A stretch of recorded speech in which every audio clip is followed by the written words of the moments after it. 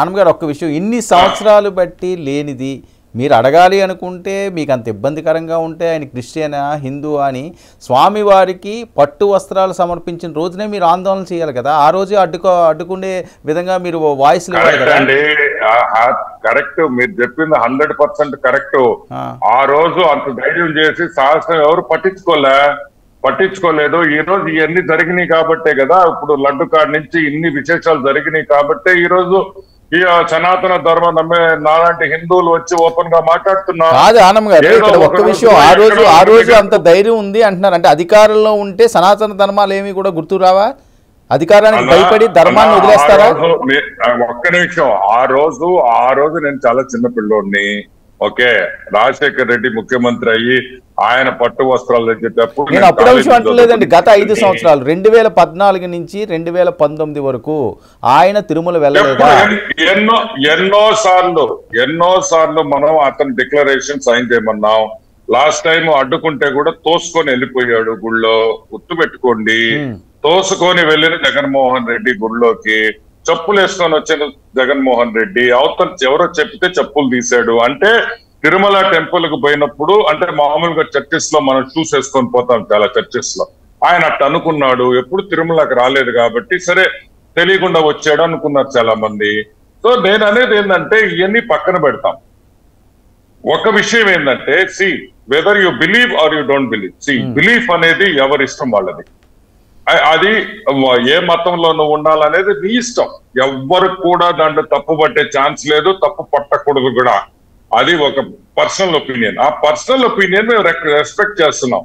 మేము అడిగేది ఒకటే, ఈ దొండ వైఖరి ఎందుకు? ఒక నిమిషం ఓకే, ఆయన వచ్చాడు. ఎప్పుడైనా రాజశేఖర్ రెడ్డి విజయమ్మతో వచ్చాడా గుడికి? రాలేదే. ఎందుకు రాలే? నేను విజయమ్మని చాలా గౌరవిస్తా. ఎందుకు తెలుసా? విజయమ్మ గారు క్రిస్టియన్ అని ఓపెన్ గా చెప్పుకుంటుంది. ఓపెన్ గా ఆమె నమ్మిన దేవుణ్ణి, నేను యేసు ప్రభుని నమ్మాను అని విజయమ్మ ఓపెన్ గా చెప్పదు. ఆమె దాచిపెట్టుకోదే. ఆమె ఎలక్షన్ అప్పుడు కూడా బైబిల్ పెట్టుకొని ఉండింది చేతుల్లో. సో అది ఫేత్ అంటే, అది నమ్మకం అంటే, అది దేవుడి మీద ప్రేమ అంటే అది. అంతేగాని రాజకీయంగా నీకు ఎటు కావాలంటే అటు మార్చుకునే దాన్ని కుదరదు వర్మ గారు. కాదండి, ఇప్పుడు ఆయన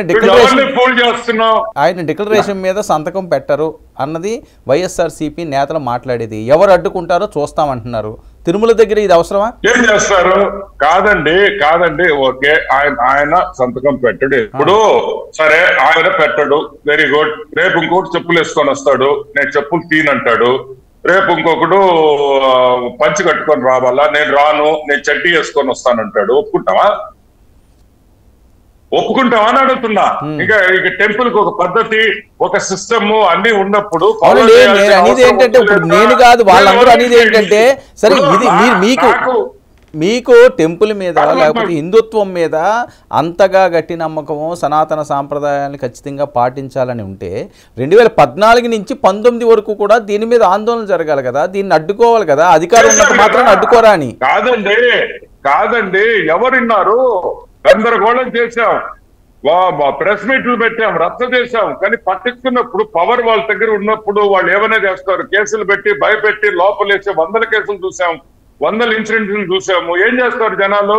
నువ్వు మాట్లాడేవాడిని 307 కింద అటెంప్ట్ మర్డర్ అని పెట్టి లోపల వేసేస్తా ఉన్నారు. ఆ రోజులు పోయినాయి. ఈ రోజు మేము వాయిస్ వచ్చింది. ఇప్పటికన్నా హిందువులు మేల్కొన్నారు, సంతోషపడండి. ఆ రోజు ఎందుకు కాలేదు అనేది కాదు, ఈ రోజన్నా మనం మేలుకున్నామా లేదా అనేది పాయింట్. ఇప్పుడు మేలుకున్నాం కాబట్టి అడుగుతున్నాం. రేపు